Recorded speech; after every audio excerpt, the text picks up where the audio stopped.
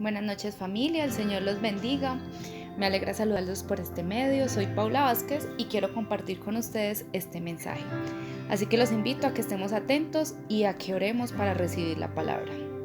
Señor, te damos gracias por este día que tú nos has regalado, Padre. Gracias por todas las bendiciones que pudimos recibir. Gracias por tus cuidados, por tu protección, Señor, porque estás moviéndote en medio de nosotros a cada segundo, Señor. Gracias por permitirnos llegar hasta este momento, Señor, por preparar nuestro corazón y nuestra mente para recibir tu palabra. En el nombre de Jesús, amén y amén. Bueno, vamos a leer el Salmo 78 de los versos 1 al 8, que dice así: Pueblo mío, atiende a mi enseñanza, presta oído a las palabras de mi boca. Mis labios pronunciarán parábolas y evocarán misterios de antaño, cosas que hemos oído y conocido, y que nuestros padres nos han contado. No las esconderemos de sus descendientes. Hablaremos a la generación venidera del poder del Señor, de sus proezas y de las maravillas que ha realizado. Él promulgó un decreto para Jacob, dictó una ley para Israel. Ordenó a nuestros antepasados enseñarlos a sus descendientes, para que los conocieran las generaciones venideras, y los hijos que habrían de nacer, que a su vez los enseñarían a sus hijos. Así ellos pondrían su confianza en Dios y no se olvidarían de sus proezas, sino que cumplirían sus mandamientos. Así no serían como sus antepasados, generación obstinada y rebelde, gente de corazón fluctuante cuyo espíritu no se mantuvo fiel a Dios. Amén. Hoy el Señor quiere recordarnos una tarea muy importante que nos asignó hace mucho tiempo, y es la responsabilidad que tenemos con las generaciones. Una responsabilidad de transmitir año tras año, generación tras generación, el poder de Dios, sus proezas y maravillas. Es un mandato, no es algo negociable, es algo que debemos hacer sí o sí. Y para eso vamos a analizar algunos asuntos que nos describe este pasaje. Lo primero que debemos comprender con respecto a este tema es que, como en todo lo que Dios nos ordena, es por un propósito y por nuestro bienestar.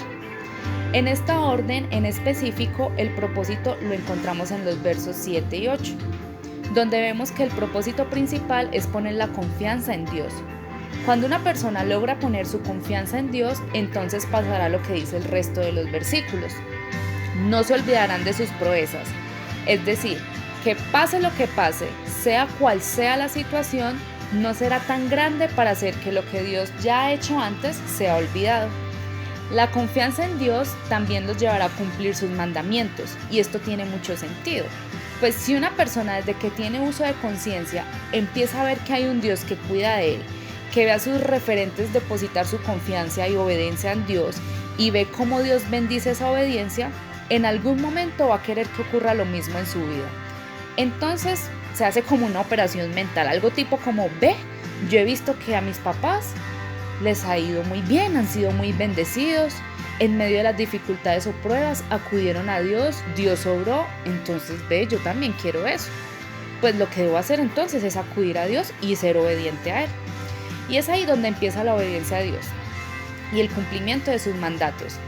La segunda parte del propósito de transmitir de generación a generación el poder de Dios es evitar que se cometan los mismos errores de los antepasados. La palabra lo expresa: así no serían como sus antepasados, generación obstinada y rebelde, gente de corazón fluctuante cuyo espíritu no se mantuvo fiel a Dios. Así que, si en algún momento has pensado en tus generaciones y has deseado que ojalá no cometieran tus mismos errores, pues el Señor hoy te dice cómo lograrlo. Nosotros debemos cumplir con el mandato y Dios se encargará del resto. Bueno, ya que sabemos el propósito de este mandato, ahora podríamos preguntarnos: ¿cómo hacerlo? ¿Cómo lograr que esto realmente suceda? Y bueno, en los versos se nos dan también las indicaciones. La clave está en el verso 3. El verso 3 menciona: cosas que hemos oído y conocido y que nuestros padres nos han contado. Acá vemos tres asuntos fundamentales enmarcados todos en lo que es una comunicación. Así que lo principal es que debe haber comunicación, y esa comunicación estará compuesta por lo que dice en el verso como lo que nuestros padres nos han contado, es decir, que hay un componente verbal. Por otro lado, el verso menciona cosa que hemos oído, es decir, que hay un componente de escucha. Y finalmente el componente no verbal, que el verso lo referencia como cosas que hemos conocido. Y rápidamente vamos a ver cómo estos tres componentes se conjugan para lograr el propósito de dicho mandato. Los adultos significativos, es decir, aquellos que los niños toman como referente, sean padres, abuelos, tíos, etc., mejor dicho, los que están involucrados en la crianza, tienen la responsabilidad de hablar a sus generaciones sobre Dios.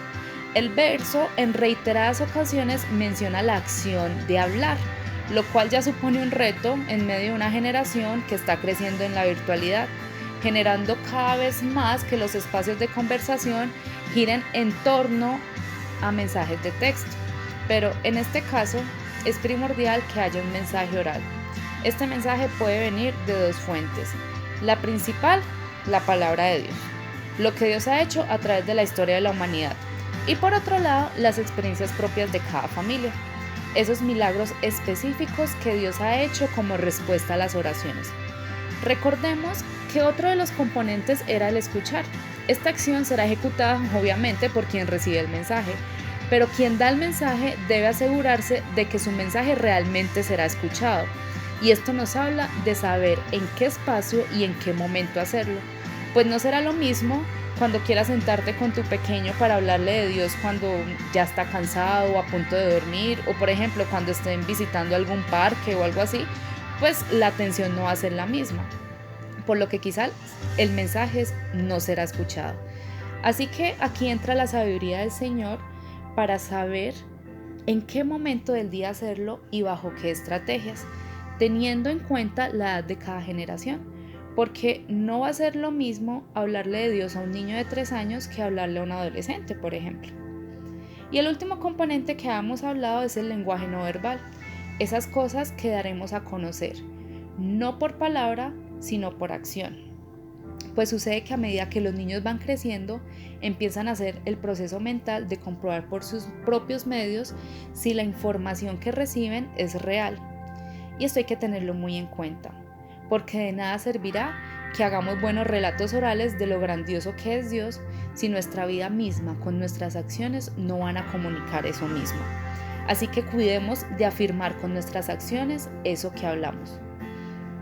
Y bueno, a este punto los que aún no tenemos hijos podríamos decir, bueno, esto todavía no me toca a mí, esto es para los que son los papás en la iglesia, por el momento me relajo, cuando se llegue el momento pues me prepararé. Pero no, el que no seamos padres no nos excluye de este mandato. Si nos fijamos bien en cómo inicia el versículo, vemos que dice, pueblo mío, atiende a mi enseñanza.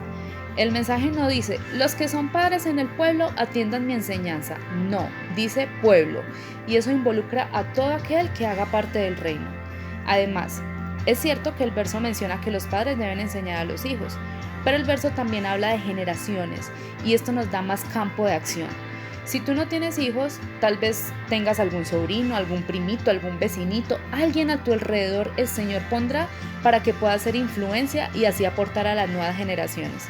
Realmente oportunidades hay mucha necesidad, hay padres que tal vez no saben de esto y puede que tú seas el instrumento que Dios utilice para guiar a esos padres y de esta forma estarías aportando a las generaciones, estarías cumpliendo con el mandato. Así que familia, el reto es para todos. Oremos para que Dios nos dé la sabiduría, las estrategias, los momentos, las personas, para que nosotros seamos realmente parte de ese plan que Dios nos entregó. Así que oremos para que esto sea así. Señor, yo realmente te doy muchas gracias por esta palabra, Señor, porque si nosotros realmente aplicáramos esto, hablo en cuanto a humanidad, si nosotros como humanos realmente pudiéramos ser conscientes de este mandato,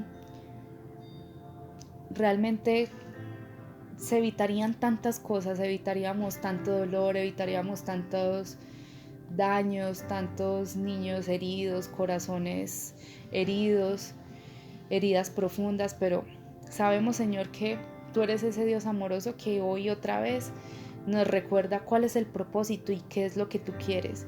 Y cómo si nosotros obedecemos este mandato, vamos, Señor, a permitir que tú obres, vamos a ser obedientes y vamos a ver cómo tu poder se manifiesta, Señor.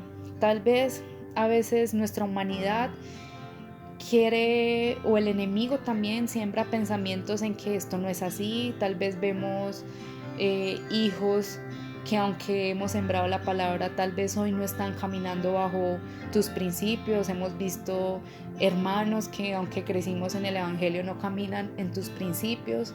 Pero Señor, sabemos que tú eres fiel, Señor. Y que si tú, Señor, estableciste este mandato con este propósito es porque tú, Señor, vas a cumplir tu palabra, Señor. Gracias porque hoy nos permites entender esto, comprender, y te pedimos que nos ayudes, Señor. Ayúdanos a no ser ajenos, Señor, a realmente poder poner por obra este mandato con nuestros hijos, con nuestros familiares, con nuestros vecinos, con la generación que se está levantando, Señor. Gracias, Padre, en el nombre de Jesús. Amén y amén. Bueno, muchas gracias, familia, por escuchar estos audios. Los invito a que sigan conectados con ISIC en casa, que lo compartan con otras personas, que estos mensajes se queden ahí en sus mentes, en sus corazones y puedan seguir meditando. Dios los bendiga. Feliz